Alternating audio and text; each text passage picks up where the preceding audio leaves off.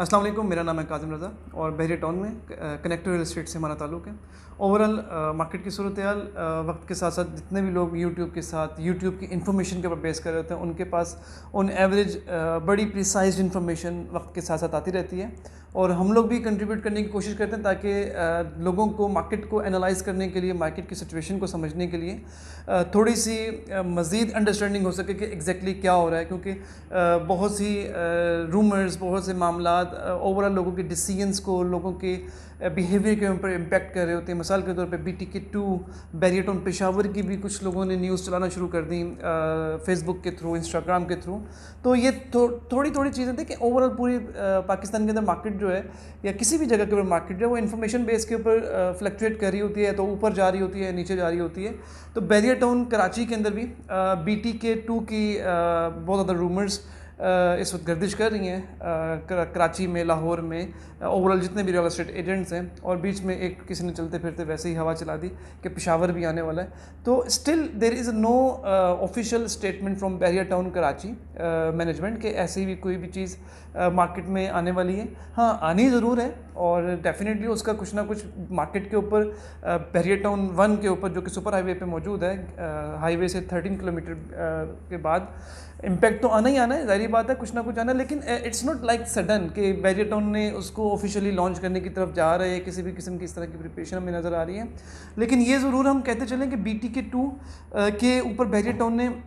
On average काम करने की स्पीड बहुत ज़्यादा तेज़ कर दी हुई है। तो शायद इस वजह से लोगों को एक ये फीलिंग आ रही है, ये जेस्चर आ रहा है कि शायद इसकी लॉन्चिंग बहुत करीब है। और शायद इस तरीके से हमें लग भी रहा है कि शायद उसकी लॉन्चिंग करीब है, just because the development process के वो जिस तरीके से अचानक उन्होंने तेज़ किया है और अचानक बहरिया टाउन के कुछ ऑथराइज एजेंट्स ने और कुछ रेलिवेंट लोगों ने उसकी वीडियोज़ को शेयर करना शुरू कर दी। ये चीज़ें ओवरऑल इम्पैक्ट कर रही होती हैं। लेकिन ये तो एक इन द स्टार्ट मैंने डिस्कस कर लिया। लेकिन ओवरऑल जो हमारा आज का टॉपिक है वो बेसिकली ये है कि what are the procedures, what are the sources जिनकी बेसिस के ऊपर हमें अपने भी परचेज डिसीजन को इम्प्रूव करना चाहिए या किस किस जगह पे परचेज करना चाहिए। मैं सबसे पहले ये बात करता हूँ और अक्सर ये बात कहता हूँ कि बहरिया टाउन कराची को आप थोड़ा सा इस बिहेवियर के हिसाब से भी ले सकते हैं जिस तरीके से स्कीम 33 है और स्कीम 33 के अंदर भी मुख्तलिफ सेक्टर्स हैं, सेक्टर 1, 2, इस तरीके से 44 समथिंग लाइक दैट, और मल्टीपल सोसाइटीज़ हैं। और हर सोसाइटी के अंदर इन्वेस्ट आप नहीं करते स्पेसिफिक, लाइक पंजाबी सौदागरान है, गुलिस्तान है, सादी टाउन है, सादी गार्डन है, इस तरह की लेफ़्ट राइट में सोसाइटीज़ को फिर आप उसकी इन्फॉर्मेशन लेते हैं, डबलिंग है या नहीं है, इन सब चीज़ों को आप इन्फॉर्मेशन गैदर करते करते फिर आप एक परचेज डिसीजन के ऊपर जाते हैं कि किस पॉइंट के ऊपर हमें पॉकेट मिल रही है और वहाँ पे हम लोगों को इन्वेस्ट करना चाहिए और हमें एक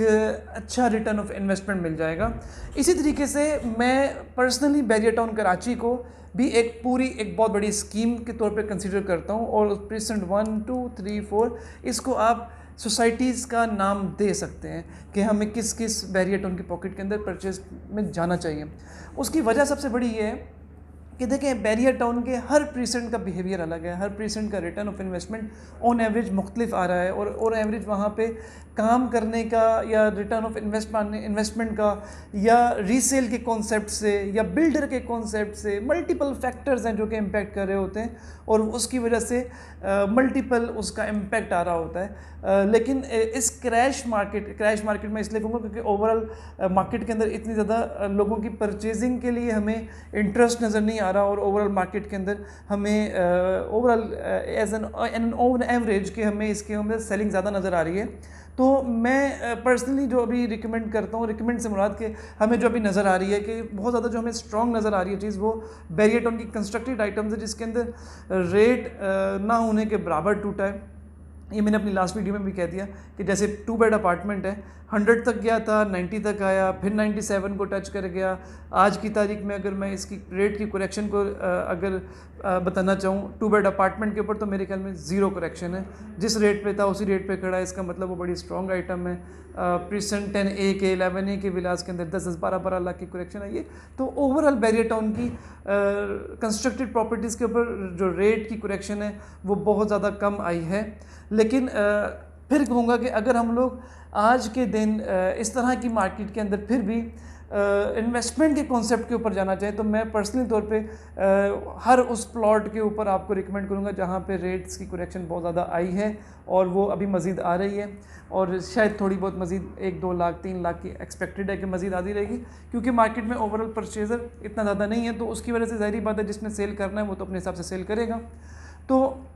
रिकमेंडेशन के कॉन्सेप्ट से अगर हम बात करते चलें तो प्रीसेंट हमारे 125 गज़ के लिए प्रीसेंट 15 में है, 27 सर फहरिस्त है क्योंकि वहाँ पे बिल्डर्स बहुत ज़्यादा आ रहे हैं। प्रीसेंट 10B और 11B में तो बहुत ज़्यादा घर बन रहे हैं। जो 11B के प्राइवेट कंस्ट्रक्शन है वो बहुत ज़्यादा तेज़ी से नज़र आ रही है वाज़े तौर पे। अगर मैं आपको नंबर वाइज करूँ तो अली ब्लॉक को तो हम नंबर 1 कहते हैं, वो तो हमेशा से सीरीज़ में नंबर 1 जा रहा है। जिस वक्त बैरिया में कुछ भी नहीं तब भी अली ब्लॉक चल रहा था, जब बैरिया टाउन डेड हो रहा था तब भी अली ब्लॉक में कंस्ट्रक्शन चल रही थी, तो अली ब्लॉक तो हमेशा ही चलता रहता है। ओवरऑल बात करते चले 10-11B के अंदर बहुत ज़्यादा कंस्ट्रक्शन हो रही है, प्रीसेंट 27 में काफ़ी कंस्ट्रक्शन हो रही है, प्रीसेंट 15 में 14 में इन सब पॉकेट्स के अंदर बहुत ज़्यादा कंस्ट्रक्शन हो रही है। और आने वाले वक्त में मैं ये समझता हूँ कि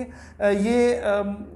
बेशक इसके अंदर रेट्स की करेक्शन हमें वाज़े तौर पे नज़र आ रही है, लेकिन ये मज़ीद थोड़ी सी करेक्शन हो जाए या इस पॉइंट के ऊपर भी अगर आप परचेज़ करेंगे तो मेरे ख्याल में आने वाले वक्त के अंदर ये आपको 10-12 लाख रुपए का बेनिफिट ही दे के जाएगा। 250 गज़ के हिसाब से बात करते चलें तो हमारे पास प्रीसेंट 34 में वाज़े फ़र्क नज़र आ रहा है हमें पिछले 3-4 दिनों के अंदर रेट टूटता हुआ। बाइंग नहीं वहाँ पे बनती, ये नहीं मैं कह रहा कि वहाँ पे फ़ौरन बाइंग कर लें। बाइंग मैं फिर भी समझता हूँ कि प्रीसेंट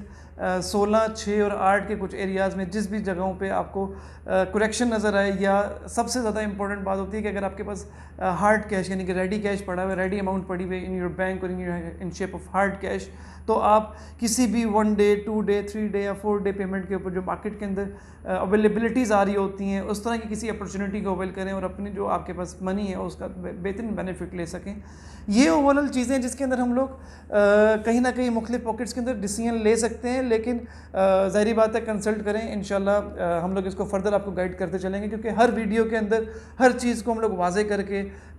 एक पूरा फिर आधे घंटे की वीडियो बन जाती है। तो मैं समझता हूँ कि अपने परचेज डिसीजन को बड़ा स्मार्ट रखें और बड़ा प्रोफेशनली उसको फोरकास्ट करें, आने वाले वक्त में उसका क्या रेट हो सकता है, किधर जाएगा, इन सब चीज़ों को आप लोग देखें। उसके बाद किसी भी डिसीजन के ऊपर जाएं। Never ever trust on a single base information, जो कि 100 इन्फॉर्मेशन आप तक आ रही होती है, क्योंकि जो भी शख्स बात करता है, लाइक मैं जो बात कर रहा हूँ मैं अपने विजन, अपने कॉन्सेप्ट और अपनी अप्रोच के हिसाब से कर रहा हूँ। मेरे साथ मेरे रेलिवेंट जितने भी लोग हैं वो हर बंदा अपनी अपनी अप्रोच के हिसाब से अपने अपने कंसर्न्स, अपने अपने बेनिफिट्स, अपने अपने हिसाब से बातचीत कर रहा होता है। तो मेरे ख्याल में concern with multiple persons, multiple agents, multiple professional consultants, जो कि आपको आपके परचेज डिसीजन को मैक्सिमम